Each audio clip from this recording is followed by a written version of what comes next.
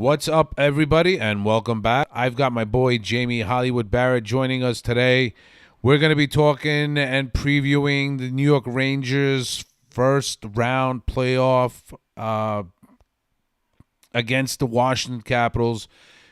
Jamie, it's been a few weeks since we last talked. First and foremost, how the hell are you doing, brother? I'm doing well. Could use we talked offline. I could use a little sleep.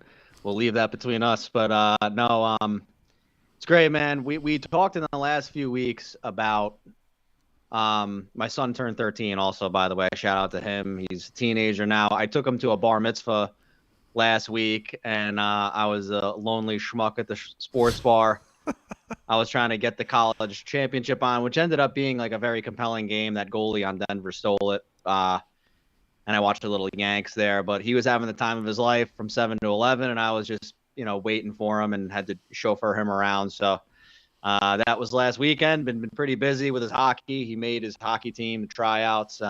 Very nice. We're Happy back in the birthday swing to of him, things. and congratulations. Jeez. Yeah, thanks. So now we started the year off on this incredible tear. We had like a little pause in the middle of the year. There's a little bit of where are we going to be? Is this team for real? We come back after the All-Star break, guns blazing, have some bumps in the road here and there, but for the most part, we're consistently the best team, and here we are now. President's Trophy, number 1 seed. Well, the Rangers just finished with their best regular season probably ever in the history of the New York Rangers. 55 wins, 114 points. They won the Metro. They were crowned President's Trophy winners. Obviously, a lot goes with that. A lot of heavy weight goes with that because last year we know the Boston Bruins, who finished as the top team in the National Hockey League, were eliminated in the first round by the Florida Panthers.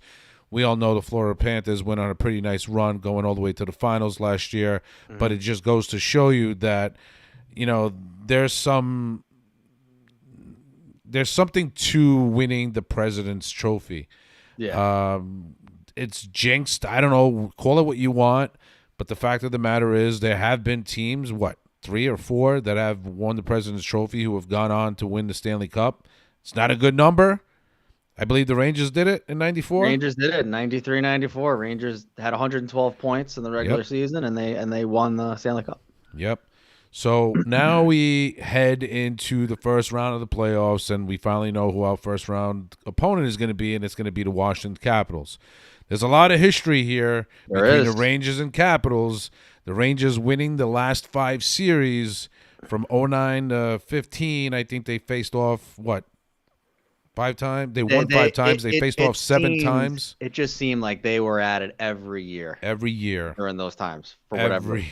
It's unbelievable, but every time it's always been a great series. Obviously, you have the Ovechkin thing.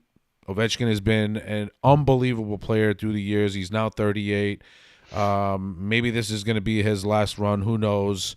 I think he's 30-plus goals away from breaking Wayne Gretzky's. I think he's 35 or something. 41. He ended up this year he was really right. A slow start to the year, but Right. he actually finished hot. I think he's about 41 away. He's going to come back next year and break it. He's going to get in shape. I think he knows he sees it coming. So I think he'll break it next year. Yeah, I think he's going to come close. I don't know if he's going to do it. It looks like he's this year is probably one of his worst seasons of late. Yeah. I mean, granted, the team is probably not the same as it used to be. No. But let's get back to the New York Rangers here. So the Rangers ended on a sour note last year, the 2022-2023 season, ending in the first round against the arch rival across the river, the New Jersey Devils. We felt the Rangers were the better team in that series, but unfortunately, after taking a 2-0 lead in that series, the Rangers allowed the Devils to come back. The Devils figured out how to defend the Rangers in that series, and that's what ultimately knocked the Rangers out. What do you remember about that series that you think the Rangers will not do in this series against Washington this year? Yeah, that's a good point. So I think the Rangers defensively have a much different structure with the 1-3-1, which is basically if the other team is going to get possession of the puck and there's no like it's a line change or it's a dump in and there's no immediate way to get the puck on a heavy forecheck, you send in one guy, you clog one of the sides, and then you have a guy in the middle, and you let the other team go up the ice, take away that ice, go back on the counter attack, and that's where the Rangers have been successful this year. We saw that in the very first game that Laviolette coached. So the Rangers structurally, defensively, I think would have been in a better position last year with that. I think last year what I remember most was how much faster the Devils were than the Rangers. I think with Patrick Kane being a little bit hurt, Tarasenko, a good player, a skilled player, not a speed player.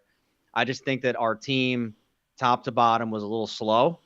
So I think this year the Rangers tried to adopt a little bit of a different style, spread the speed up and down the lineup a little bit, and having the defenseman, joining the play, being in a little bit better condition. I think the Rangers have responded to fast teams. They went on the road recently to Colorado and got an impressive win against a very talented, fast team in the Avalanche. So I think the Rangers defensively structured, I think are going to be in better position. But that was a demoralizing series last year. If we just go back to that for a second, because the Rangers dominated the first two games on the road. We knew that the Devils would be tight having home ice, but then the Rangers really dropped the ball. The third game, Rangers had a chance to take that game, and they let the Devils hang around. And I think the Devils got belief after game 3, and they got the Rangers on their heels. The Rangers were able to win. Not able to, they took the game on home ice. They had to. The Devils could have taken the Rangers on game 6. Rangers took care of business there. So they did fight back, but then in game 7, I think the Rangers were just out of gas. And I also believe the line, I guess the lines were not very cohesive last year. We talked about this all year, the lines being adjusted, seems like every night, every 3 games. This year, you don't have that issue because a lot of the lines have played together a lot. So the chemistry might be better to kind of go through some adversity, which could happen here. But that had a lot to do with Gerard Gallant last year, because we spoke on that on many occasions last season. Yep. The fact that Gallant was constantly, night in and night fucking out, changing the lines, changing this, changing that, trying to make something work, and it just. On nights it would, on nights it wouldn't, but the inconsistencies with his lines, I think ultimately did him in, and the fact that I think he didn't do a good job adjusting to the game at hand against the Devils, specifically after they allowed the Devils to come back and tie the series in New Jersey to go back to New York to tie 2-2. There was just something that Gallant just didn't do a very good job at. I think that's the reason why he's ultimately no longer here, and that's why Peter Laviolette is now our head coach. And as you've seen on many occasions this year, he has instilled a lot of competition from the top lines down to the bottom lines. You work, you play. You score, you play. You want to be on this team, you play. That's what Peter Laviolette has brought to this team. This team is bigger and faster than they were last year. They're relentless. They've got a knack for coming back from behind. They've done it on many occasions this year. They just don't give up in games where they fall behind, even in games that they've led and then they allowed the team to come back and tie it or possibly even take the lead. The Rangers just were very good teams, specifically going into the third period, where they scored a lot of goals this year, and that just goes to show you their relentlessness and not giving up on any team, any game, any lead at any time of the season. So that was one thing that I enjoyed a lot about the New York Rangers this year. Then obviously you have Igor Shesterkin, probably one of the best goaltenders, if not the best. He didn't have the best season he's had in the last couple of years, But the fact of the matter is he's still one of the elite goaltenders in this league, and the New York Rangers have him.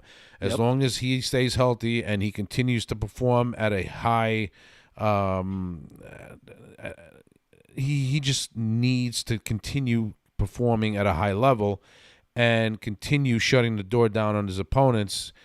The Washington Capitals being the first round opponent here. Then you have obviously Artemi Panarin, Oh yeah. who's had probably one of the best seasons. If actually it is the best seasons he's ever had. He's outperformed his best numbers by quite a few points. This is the Yep. first time I think he's gone over 100 points in a season. Yep. Or I mean, unbelievable season. And this is a guy that you and I remember. A lot of Ranger fans on X on Twitter wanted this guy out of town. They after the performance he had last year against the New Jersey Devils, where I think he had 2 points in the entire 7-game series. They wanted him out, and here he is going into the first round of the playoffs with 100 I think he had 120 to finish out. 120 points to finish off the season. They tried to get him that 49 50 goals. Yeah. They started passing that puck around during that game, and unfortunately it didn't happen. But it would have been nice to see him score his 50. But 120 points is damn good by Panarin. Then 100%. you have Chris Kreider, who had an unbelievable season once again. He is a powerhouse on the power play. He continues to perform well on the power play. Then you have, your defensemen who have been tremendous this year. I mean, what is there? Is there anything bad to talk about when you reference the New York Rangers at this time? Because I can't find anything bad about this team. Yeah, I mean, so if we talk about regular season statistics, the Rangers have been very resilient in every category. Power play, third in the league. Penalty kill, third in the league. So you're top 5 in special teams, and that's a pivotal part of the regular season. You're going to win a lot of games. I think goaltending gradually improved dramatically for Shesterkin across the year. I think Quick held the fort a little bit early, settled things down. Rangers, you battled adversity. Trouba was out for games. I just figured this out. The amount of injuries that you think Lindgren has, he only missed 6 games. I mean, you thought this guy was out 20 games. Orbital bone. He's got the leg. We thought he broke his leg. He's back. This guy's an absolute warrior. But Rangers were out without Gustafsson for a while, Fox for 10 games, Hedel for the season, and we'll get into him as well. Rangers battled a lot of adversity and had to move guys around the lineup to fill spots. And I think it goes from top to bottom into what Laviolette is really preaching. Everyone bought into the system. When it comes to Barclay Goodrow and VC, they contributed. Will Cooley, under the radar rookie, he contributed. When we had defensemen gone, Braden Schneider, took the helm. I think Braden Schneider overall, if I had to evaluate the Rangers defenseman, he's our second best defenseman next to Fox. And, I think he outperformed Miller and Trouba this year, especially when he got a lot of that ice time too. So the Rangers did a lot of things great. They came from behind. They gave up some leads like every team does, but they were able to come back in some of those games too. The Rangers didn't just beat cupcakes. They beat great teams. They beat Dallas. They beat Tampa twice in their building. They beat Florida. They beat the Bruins in their building twice. I mean, the Rangers have Swept the season series from the Bruins, mind you. And the Rangers, they've beaten all of the good teams. Where they beat the Canes. I mean, they found ways to beat the best teams from everywhere. And they went on a West Coast trip earlier in the year. They did a good job. They beat Kings. They beat the Edmonton. They did well against Vegas. So the Rangers are a battle-tested group, a lot of veteran leadership. I think last year's loss really stung. I think that's a bad taste in their mouth. I think Devils were a tough draw last year. They did start this, they did finish third last year in the division. Now they're first. So in every category and every metric, they have improved as a team. So there isn't a lot of holes. Now, I will say this. I mean, watching hockey as long as we have, we know that the whistles will be put in the pockets a little bit more behind the play bullshit, scrums in front. So it's going to be interesting to see the lineup that Laviolette puts out. Do you put in Rempe for certain games to set the tone? Do you get the third line more involved to start games, to grind in physical forecheck? What's going to be allowed and what isn't. The Rangers, to me, if there's one thing I would maybe improve is their jam in front of the net a little bit more grittiness to battle in front. I think that Kreider is Zibanejad with the amount of minutes they play on the power play, and Panarin and Trocheck too. I think late in games, you just need someone to take a beating in front in the top six, and the Rangers are a very skilled top six. So I'm interested to see if Laviolette maybe can see that too, because you don't want to end up in a situation down the line where, we just can't be physical enough. Although the Rangers, we have a very physical and menacing defense. I would say as a whole, we pick our spots to be physical, but it's more of a structured game. But then again, it's hockey and it's the playoffs, and everybody's going to be a little bit more physical. But not that many holes with this team right now. Yeah, this playoffs I think is probably going to be the postseason that makes everyone forget that first round exit last year against the Devils, and the fact that they haven't won since 1994. They are a relentless team, and they are a structured team, as you mentioned. Laviolette has a lot to do with the success of the New York Rangers this year. Now, I keep reiterating this on many occasions when we spoke, and when they announced that Peter Laviolette was going to be the head coach of the New York Rangers, myself and I'm sure a lot of New York Rangers were not very happy with that signing. For whatever reason, I don't know what it was. There was just something about Peter Laviolette that just irked me.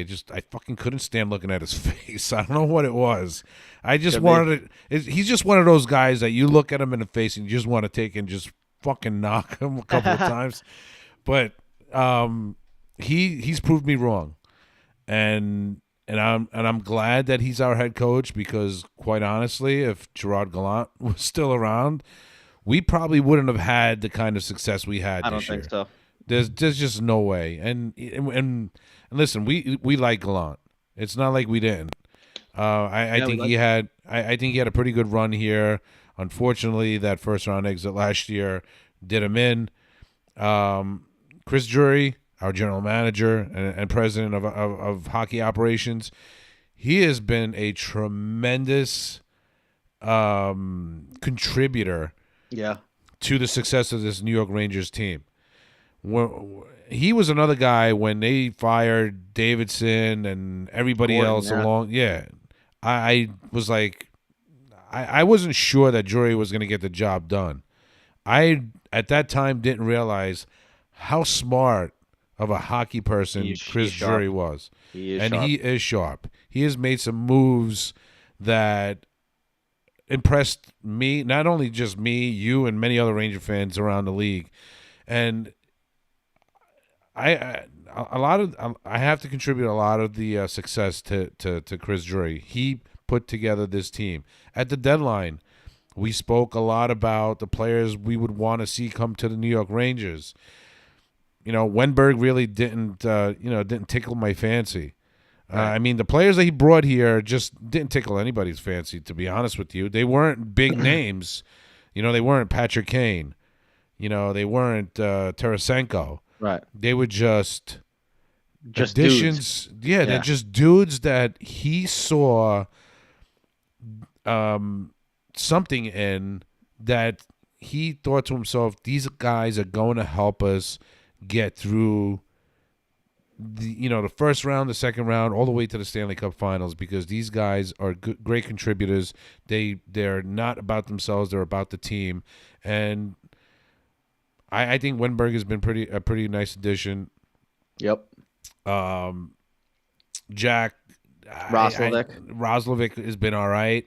Yeah, he scored in that last game of the season, which probably I mean, Peter Laviolette might be thinking maybe I should keep him around.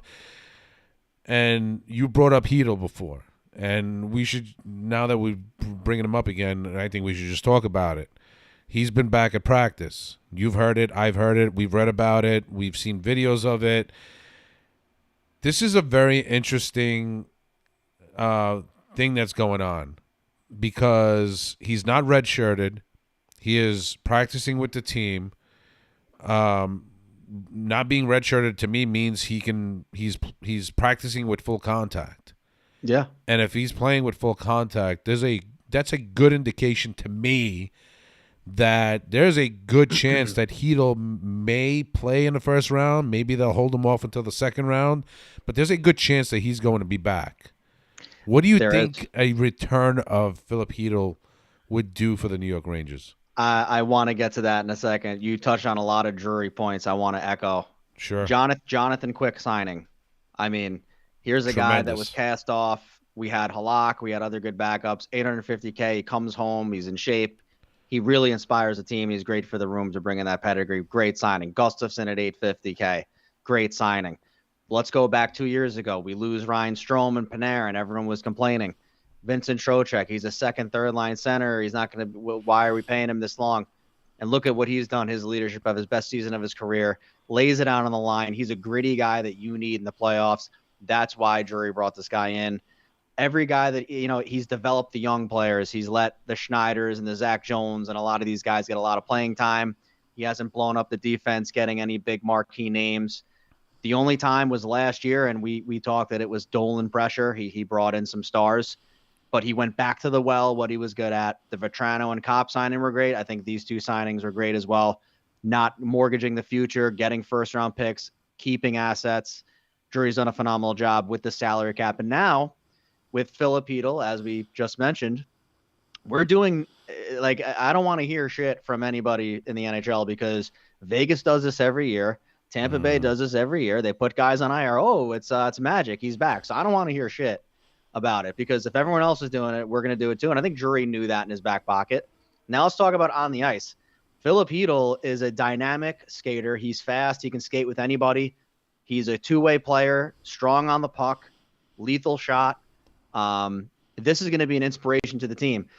You touched on when is he going to possibly be back. Giancarlo, I think he's going to be back soon because I think that the Rangers, if they have a chance to beat Carolina, which is going to be a war, and we don't want to overlook Washington, but we're heavily favored in this series. Last year it was 50-50. We won the first two games. We expected to win, but that was a toss-up series last year. We're heavy favorites here. So I think if Philip Hedl can work his way in this week or next week in this series, I think I would expect him to be on the first line. It sounds like from the reports that he was skating within the top six, that jersey color. That's right. And that only means he's going to play as a wing. I mean, playing a center, you're playing offense and defense. You're in the corners more, winning draws. There's more chance for contact. On the wing, you're more isolated. You got to, block the point shots. And so I think there's a little bit less risk as a winger in terms of contact with the less defensive play in the zone that you got to worry about. But he can also skate with Mika Zibanejad and Kreider. So the speed factor is not going to be a problem. Roslovic can slide down in the lineup. You can put him on the third line. You can maybe move him out of the lineup. You have that. It's good to have that problem, I guess. But Philip Hedl is he's a terrifically talented player. I mean, he's going to make a huge impact. Whether he scores or not, his presence is going to be a very big jolt for this team. I think the team is feeling pressure, right? I mean, I think President's Trophy, we all know the curses. Boston lost last year. The Tampa Bay Lightning got swept by the Panarin-led Blue Jackets in 2019. So the President's Trophy has not been kind to teams. And I think having Hedl back in the mix kind of lets people exhale a little bit. It brings like a refreshing aspect. Like Rempe was a refreshing part of the team this year when, he came in with his fighting and he got so I think the Rangers have done a good job of replenishing the lineup and keeping that excitement and that juice, going throughout the year. It always seems that there's something with this team, whether it's a milestone for Kreider, like a useless game in the desert. No one cares. We had 3 milestones that game, and we got guys coming back from injury. We got new guys in at the deadline. Rempe comes in, and now we have Hedl back. So it just seems, Giancarlo, the mojo of this team, there always seems to be something positive bubbling underneath the surface that's ready to come to fruition. So I think Hedl encapsulates that for the season, and I'm looking forward to seeing him because, and I'm going to tell you right now, I would not be shocked if he plays early in this series with Zibanejad and Kreider, because I think that's where he logically fits right now.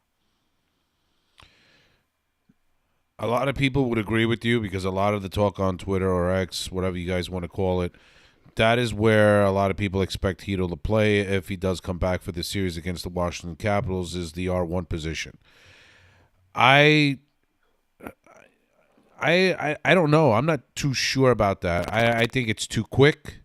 I think if Hedo does come back and does play, I think you gradually have to set him into the lineup, start from the bottom, give him a few minutes here and there, and then work his way back up to that top line. I don't know if he's going to be able to. He hasn't skated in months. Maybe he has skated in months, but he hasn't. He hasn't played the physical game. He hasn't, skated at full level. He hasn't, played with other members of the team. He's been skating on his own. I would be a bit concerned throwing him out there on that first line and having him play big minutes with the possibility of, say a fucking asshole like Tom Wilson take a shot at him during the game, knock him out, because quite honestly, when he went out, we thought he was done for the season. Yeah, because that's what we heard. That's what we were hearing, that Hedo was done. He had taken a step back, a huge step back. He was having some kind of symptoms. We're assuming that it's concussion-related symptoms. Yeah. I can't say for sure because obviously the NHL and teams in the NHL are fucking jerk-offs with, player injuries. It's upper body, lower body, you name it. They're never specific with the injury to the player, even though you could pretty much tell what the hell's going on, especially when Lingwin went down with that knee injury. We all knew that he hyperextended his knee. There was a good possibility that he had ruptured an ACL or an MCL, but thank good for him, he didn't do either. But with Heedle, I don't know. I tend to think that if he does play in the first round, it's probably going to be, it'll probably be top 6, but it won't be top 3. I don't disagree with your logic. I mean, because he's a young player. We committed 4 years of his contract, so he's going to have 3 years left after this year. He was supposed to be our number 2 center this year, and he earned that spot in camp, and he played well to start the year. And then Vinny Trocheck, I mean, obviously we had that debate, where he would end up, but Trocheck now is going to be on that line until at least next year. So I think Philip Hedl, what do you do, right? Do you put him on the fourth line, but then he's more of a checker? I mean, the fourth line is a checking line. I mean, you when you're out with Rempe and Goodrow and VC, you're finishing checks, you're softening a defense. Like, is that like the role that Hedl is good at? I mean, is Hedl going to thrive as with his skill set on the fourth line? Are you keeping a Ferrari in the garage almost? So there's another dynamic to that. Where you want to ease someone back in, but you might want to do that in practice first. So, the third line, I think you're going to keep Cooley and Kakko together. They're good along the wall. And then Wenberg has done a nice job centering. So I think, but all year, that first line wing spot's been open. I mean, Roslovic has done okay at times. I mean, other guys have filled in. But I think I don't think your logic is wrong about easing him in, but again, with these NHL teams, Philip Hedl could have been, he might have been skating every day, full pads, with some coaches for months, as we know. I mean, one thing I do know is Peter Laviolette hasn't seemed to rush guys back. It seems like Trouba, Linger, and Gustafsson, they took their time. They came back. None of those guys seemed off where it was like, oh, I don't know. You worry about Hedl because of the nature of the concussions. I'm sure Laviolette's aware of it. Drury had concussions himself in his career. I'm sure they're aware of it. I think they know what we know, but they're having Giancarlo. He's full contact at practice. This isn't red jersey on the sideline, shooting pucks with, the assistant coach, like working on one-timers. He's in the mix right now.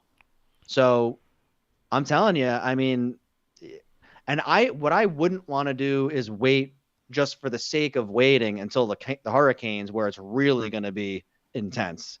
You almost want to bring him in against the Capitals, maybe at home ice. Maybe you play him 10 minutes. Maybe you put him on the first line with Kreider. You drop Roslovic to the fourth line, and then, Roslovic will take turns and Hedl will sit. So there's certain ways to manage his minutes.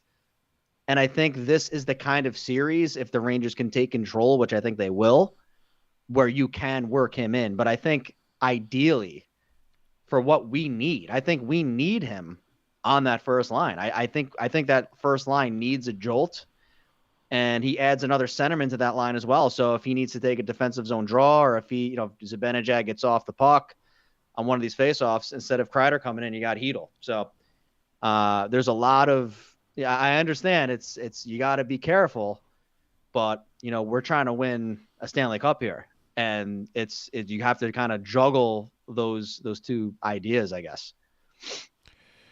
Yeah, I sort of agree. I'm scared for Hito. That's what it Me too. is. I just think that this injury that he's had this year that kept him out for a long period of time was He only played 10 games. He missed yeah, 72 games. it's It's a year. nothing to play with. I mean, we've No. seen players have this kind of injury before and come back early, and only to see them leave in the middle of a game again because of a recurring injury. And you don't want that for Hedel because he is still young and he's very talented.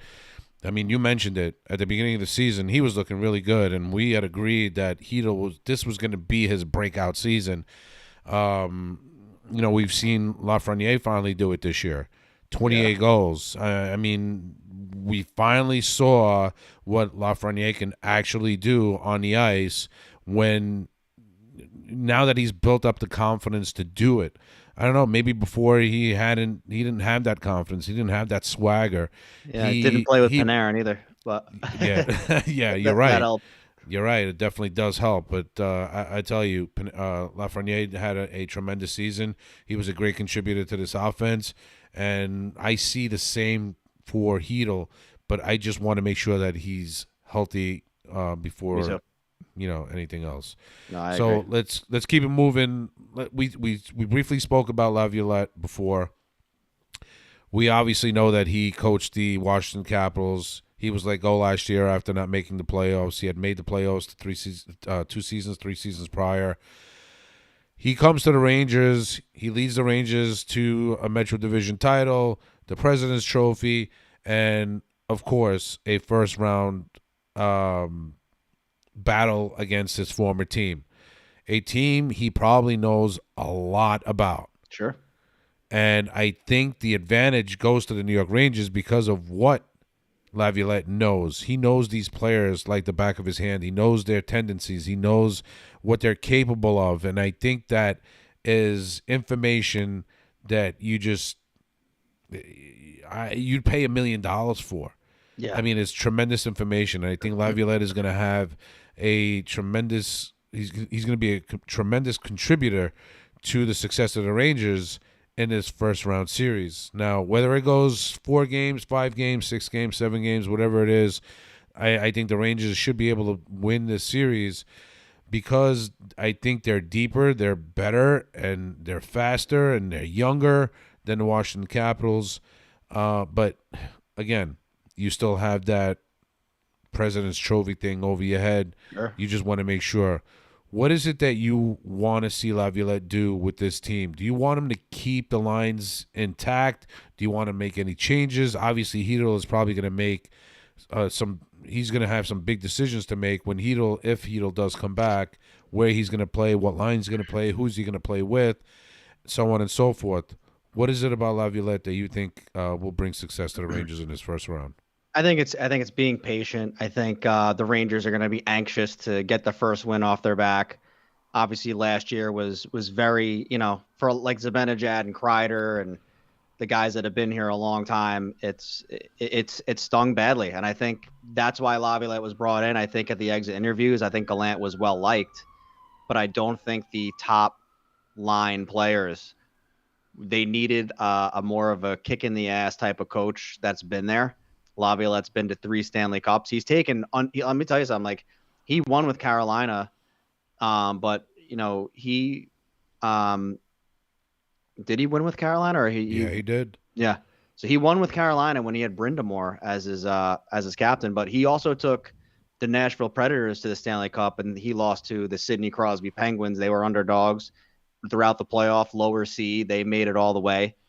to Stanley Cup, and then he also took the Flyers, and they lost to the dynasty Chicago Blackhawks. So he's taken, teams that were, good, not phenomenal, to very, very far. So he's got the most out of his players. He's going to tell them to be patient. You've earned this moment. I think if you play the system, let Washington, with a lot of younger, inexperienced players, some much older players that are past their prime, let them make mistakes, play your game, clog up the neutral zone, let them make mistakes, go in, set up, and make things happen. If you try to force things and try to skate a million miles an hour and try to play like you're playing, the Hurricanes or another team, you're not going to be successful. I think it's going to be one game at a time with him. Stay into structure. I think the team's very disciplined. We haven't taken many bad penalties. I think the team's going to be ready to play. So I think he's just going to preach patience. And in terms of the lines, I mean, you said it. I mean, the only it's Hedl is going to present a challenge that every coach would like to have. You still have Roslovic, Rempe, Brodzinski. These are all good character players, good Rangers that all contribute in different ways. Who's going to be the odd man out if Hedl comes back? Who do you think? It's interesting because if Hedl comes back, let's just assume he plays first line wing. Roslovic moves out of the lineup, and then do you put Roslovic on the third line? Well, do you take out Will Cooley? I wouldn't. I think Will Cooley, his size and his grinding style, you need that grit in the playoffs. So I do not put Roslovic for Cooley. Now, Capo Caco, I personally think since he's been on the third line, he's handled himself like a true pro. He deserves an opportunity, and he's been here. So I think Caco gets the edge over Roslovic there. Now we look at the fourth line. Barclay Goodrow is going to center. You obviously got Wenberg third line. Goodrow, VC. In my opinion, those guys have earned the right to play, and they contribute a lot. Digging pucks in the corners, killing penalties. Does Roslovic kill penalties? Not really. I mean, he's a fringe peripheral power play guy in the second unit, so you're not missing anything there. So it's possible that if Hedl is in the lineup, that Roslovic could be the odd man out because Brodzinski is a fourth line grinded muck it up player. He doesn't need a lot of minutes to be successful. He gets pucks to the net, forechecks, block shots. Roslovic is more of a skill player, and he's going to have to play a grittier game in the playoffs. He's going to have to get to the net. I don't think Roslovic's done a bad job, but it's just one of those things where if you analyze every position, the second line's not going anywhere. Panarin, Brad, Trocheck, that's going to be the same. Lafreniere. So I think the only logical person that could be out would be Roslovic, unless you move Roslovic down to the fourth and maybe Brodzinski. But I would say it's probably Roslovic because they're taking similar spots in the lineup, and you need that structure of the bottom six to play that forechecking style. Yeah, I tend to agree with you. And being that Hedl, if he does come back for this series against Washington, and you maybe Laviolette doesn't want to play him every game in that series, however many games it goes. Maybe he plays him one game and he sits him the next and brings back Jack Roslovic. I mean, he could probably rotate the two just to get Hedl back in playing condition. Yeah, could also carry an extra forward too. So sometimes I think a team they can carry 7 defensemen or 12 forwards. So I think there's an option there. I think playoff rosters, we got to check that. So it may be possible the Rangers could have an extra spot available. It's possible, but we'll see. But I'm not sure how that works. All right, we spoke a lot about the Rangers. How about we speak a little bit about the Rangers' opponent, the Washington Capitals? Now, at the trade deadline, this team were sellers, believe it or not. And yet, here we are. They're the 17th best team in the NHL, and they've got a first-round matchup against the New York Rangers. How the fuck did that happen? That's because the Metro division was not a beast like it was last year. Think about this. Last year, the Metro was just everybody was good. It's really the Rangers and Hurricanes. There's a drop-off. No, the third slot. I mean, who wants it? I mean, the Islanders got in. They're not good. And then the Devils didn't even make it. They kind of took a nosedive this year. And then the other teams, like it's Tampa, it's Detroit, like the Metro just didn't have a strong season. So there was nobody else to fill the void, and the Capitals kind of just stumbled in it. I mean, nobody wanted, the Flyers screwed up and lost control. Other teams couldn't close the deal. it seemed like Washington was a scrappy team second half of the year. Ovechkin got a little hot, got some good goaltending, but they got rid of a lot of good players. Backstrom, I don't know if he's in the lineup or if he's out for the season. I Um, think he's out. I think he's out for the year because Yeah. Kuznetsov was one of their big players for them over the years. He got moved to Carolina. Yeah, but Um, he wasn't very good this year. yeah, That's the he reason got a why they lot. shipped him out. He just wasn't contributing to the team, and that's why they shipped him out. And Yeah, I think but they in ended up terms of paying I'm just most of his saying in terms of contract. the right, in terms of the overall big picture. These are people that have contributed a lot, and John Carlson's coming off a very tough injury last year, hit in the face with a puck. So and they're getting older. Ovechkin, their power play used to be like lethal. Their power play was not good this year. They just don't have a lot of high end talent on this team, but they definitely play hard and they rally and they're pros. And they got Max Pacioretty's on the team. He's a good veteran, older. Oshie's still around, so you got some guys that can make plays. But this was just a very odd season. We thought the Metro was going to be a very tough division, and it ended up being the Atlantic that was definitely the better division. No So doubt. I think that's kind of how they ended up here, and it was the kind of the last man standing. Washington's in, and if you take a look at their goal differential, what is it, -38? I'm not sure exactly what it is, but I believe it was -30 something. I yeah, it forget what is. the It hell it is not. was. I mean, it is drastically not normal for a playoff team to have that. -37. -37. That's almost as bad as like some of the bottom teams in the league. So That's the worst among all playoff teams. yeah. So the Rangers, all the Rangers really need to do from their aspect is just play their game. But yeah, Caps are that's a tough one. Just a very strange season in the Metro. But hey, you got Ryan Lindgren's brother in net. He's decent, and you got Ovechkin, and Ovechkin's obviously an all time great. And other than that, it's there's not much really going on. Yeah, I mean the Caps were 17th on the power play, 18th on the penalty kill. They weren't very good on special teams. The Rangers were the total opposite. They were very good. They were third, I think, on the power play. Well, third going into Wednesday's game. I think they were top five on a penalty kill. I think they They're were third for both. I think. 26.4% on their power play tries, and they were 84.5% on a penalty kill. So the Rangers special teams obviously are much better than that of the Washington Capitals. The biggest concern for the Rangers right now is scoring 5-on-5, but we'll get back to that in a few minutes. Let's just continue on with the Caps here. They're not a very good team. No. I mean, Ovechkin, TJ Oshie, yeah, Carlson. You still got some players, some seasoned veterans there that have been there and done that, and that's the one good thing about the Washington Capitals is the fact that they have players on this team that have been there, and they know how to win. They know how to get to a Stanley Cup. Will they get there? I don't think that's going to happen this year. They they just weren't good enough. They went on a pretty good run here at the end of the season to get that final that second wild card spot. But other than that, I really don't give them a chance of beating the Rangers, regardless of whether or not you want to put that jinx on the Rangers for being the President's Trophy winners. Sure. I just don't think they're a very good team. Yeah, no, I don't either. They don't have a lot of high end scoring. I mean, their top two centers, I think, are Dylan Strome.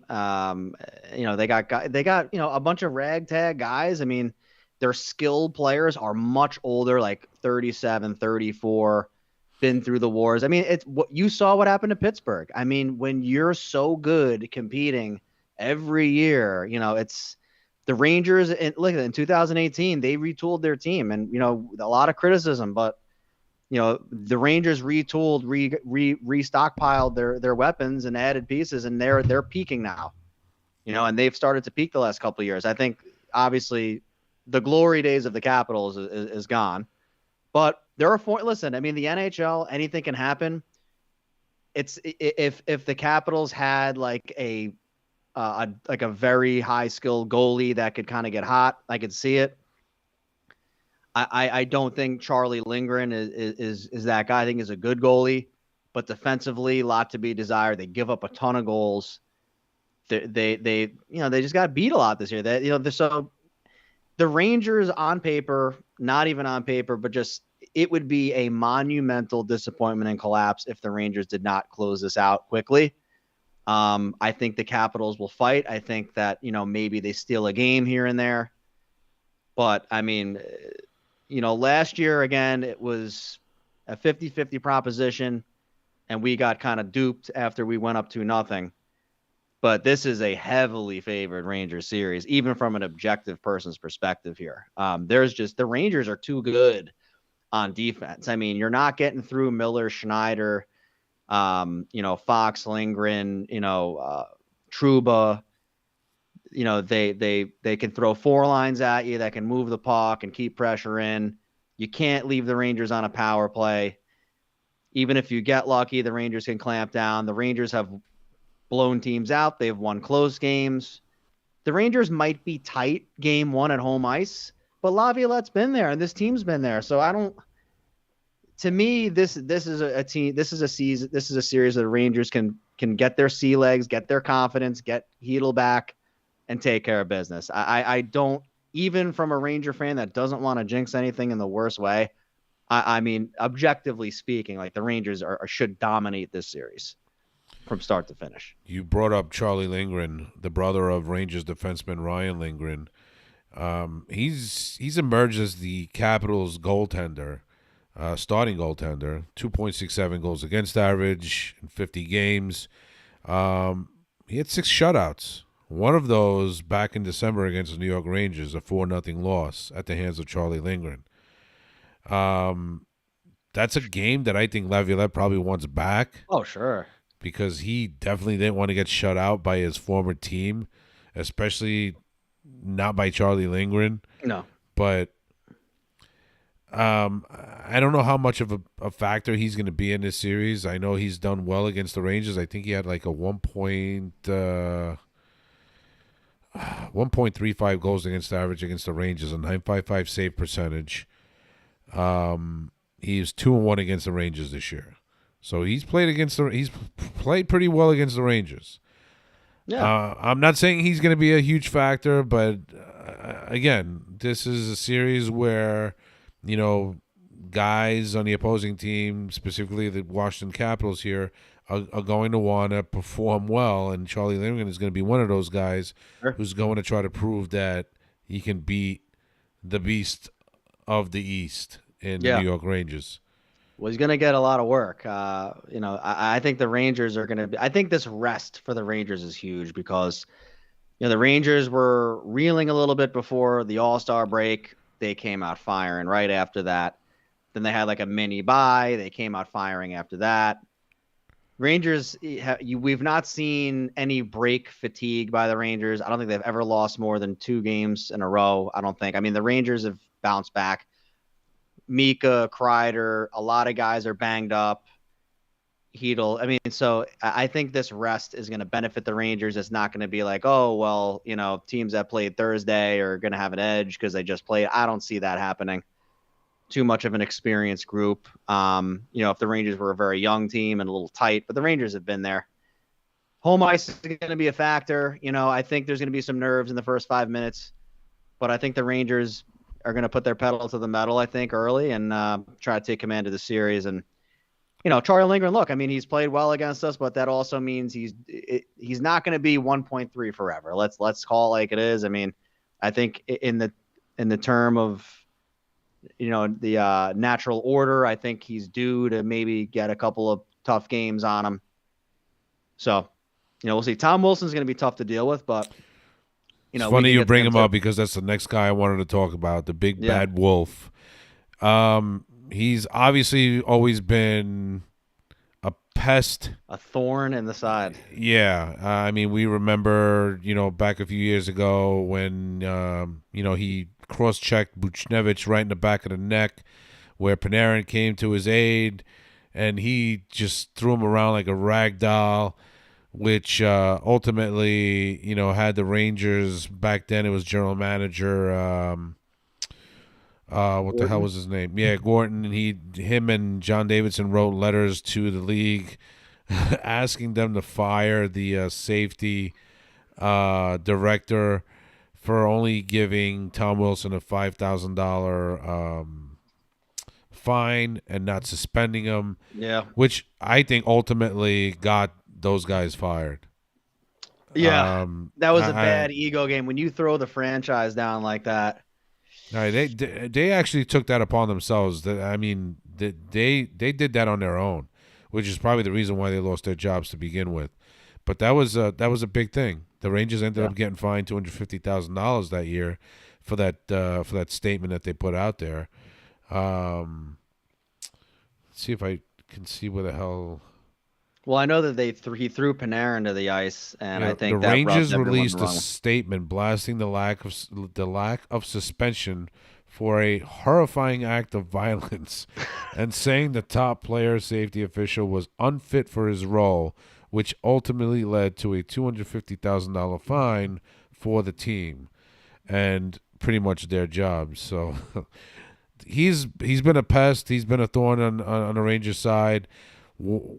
You think he's going to have that kind of effect in this series? I mean, he's a complimentary player. I mean, he's a good player, but he needs to play with a high-powered line to be as effective. I think he's going to get his shots, but listen, we have the X factor. We have Matt Rempe. If we want to end that, it's over. Like you're not like if Tom Wilson wants to do something in this series, there will be repercussion to pay, and he knows that too. So he's going to get his checks in, but Will Cooley is not going to back down. He's a big boy, and I think that Trouba's not going to back down, and Miller's not going to back down, and Schneider's not going to back down, and a lot of guys are going to step in there and kind of grind it out. I think Wilson will have his moments. I mean, he's going to maybe lay someone out or get a cheap goal and, maybe a beauty too, but he doesn't impact the game in enough ways to really make an impact in that way. Because in the past, Wilson had a high-powered line that was firing at a very, elite level where he could just play his game, and it was like the perfect fit. Without those pieces with him, he's just kind of a gritty, skilled player. And the Rangers have those guys that can handle. And then again, if he wants to act tough and if he wants to do something, like go after a star player, hit Adam Fox, we have that bullet in the chamber and Matt Rempe that we can suit him up. And then it's like, all right, now let's see where it shakes out. So I think the Rangers have, the edge there to kind of handle anything. But Wilson's a good player, and he's definitely someone that you got to keep an eye on and defend. Yeah, no doubt. I don't like him at all. I would love him if he was on my I think team. he's the biggest piece of shit in the NHL. I wanted the Rangers to get him so bad last year. Did you really? I wanted him and Duclair last year before the season started, and he ended up not going. But Tom Wilson would be perfect for this team. But we got Will Cooley, so we got like players that are younger that play similar types of games. But Wilson is a beast. Yeah, I mean, I hate him too. Let's be fair. Cooley is a grinder. He'll come after you, but he's not a dirty player like Tom Wilson. No, let's admit that Tom Wilson is just a dirty fucking player. But you sometimes need a little dirt, like a Marchand, or you need some of that grease to get under the people's skin a little bit. You need that Corey Perry. There's a spot for that in hockey. Yeah, that's why we have Vincent Trocheck. I mean, he could be that kind of instigator. He could be a pest, and he'll pick that up. Especially, and that's what I love about Trocheck so much. It's just I just love the way I love his personality on the ice. Yeah, I mean, he'll be laughing one minute, but he's not fucking joking. He's gonna come at you. I love the way he plays. He just plays really hard. Yeah, and Goodrow too. He gets in there, gets after it. VC. And you gotta love Schneider too, and Trouba, and those guys get after it also. So the Rangers they got some grit. All right, Jamie, we got a few more minutes here. Let's do some predictions. And okay. I know you don't like doing predictions sometimes, but quite honestly, we got to do one now. Got to do it. This is a series that I think the Rangers have pretty much locked up. I'm gonna go on a limb here and say Rangers take this in 5. I'll give Washington one game. I'm not gonna give them more than one. I think this is gonna be a quick and easy series for the New York Rangers. You got Kreider, you got Alexei Lafreniere, you got Mika Zibanejad. Panarin scoring many, many goals. My biggest concern, obviously, is going to be 5-on-5. But if the Rangers perform the same way in the playoffs that they did in a regular season as far as 5-on-5 is concerned, then you're going to have to rely heavily on the power play. And the only way you can rely on the power play is if you draw penalties. If you don't draw penalties, because a lot of the referees are going to be putting those whistles in their fucking pocket, and they're not going to blow the whistle when they really need to blow that whistle. So that might hurt the Rangers in a way. So they need to score 5-on-5 a bit more. I believe the Rangers are a better team. I think they have the better goaltending, the better defense. I think they have a lot of skilled players on this team from top to bottom. Rangers take it in 5. I love that prediction, and hate to be boring, but I'll probably just side with you on this. I can see the Rangers winning game 1 like 4-1, game 2, maybe a little closer, 2-0, 3-1. And then I could see the Rangers, jumping on Washington again. And then I think Washington may sneak one in at home, maybe a gentleman's sweep. But I think with the Rangers' home ice advantage in game 5, I think it should be wrapped up in 5. So I'm with you there. And then let's also predict, who do you think is going to be like a player that comes out maybe unexpectedly and has a big series that you maybe didn't anticipate before? Because it's playoffs. There's always somebody on every team that comes out and just has a very big showing in the playoffs. Who's that guy? I think after a somewhat disappointing season, Mika Zibanejad is going to be the guy that really begins to excel, starting with game 1 against the Washington Capitals in this series. He really needs to get to the top of his game. I think it's been a very disappointing for him. I feel that he's had a disappointing season. I'm sure that he feels the same way about this season. And I think that Mika Zibanejad is going to be the guy that's going to excel the most, I think, in this series against the Capitals. Love that pick. I think he's definitely due. Only 72 points this year. I'm going to go with my guy, Will Cooley. I've had my eye on him all year. I thought he should have got more of a chance on the first line in a general sense this year, but I think 13 goals on the year.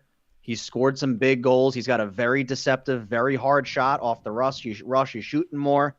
He battles. He's a very big body. I think with the playoffs at the Garden, he's going to be an animal on the boards. I could see Will Cooley becoming a fan favorite here in this series, maybe getting a couple of lucky bounces. And if really he isn't already.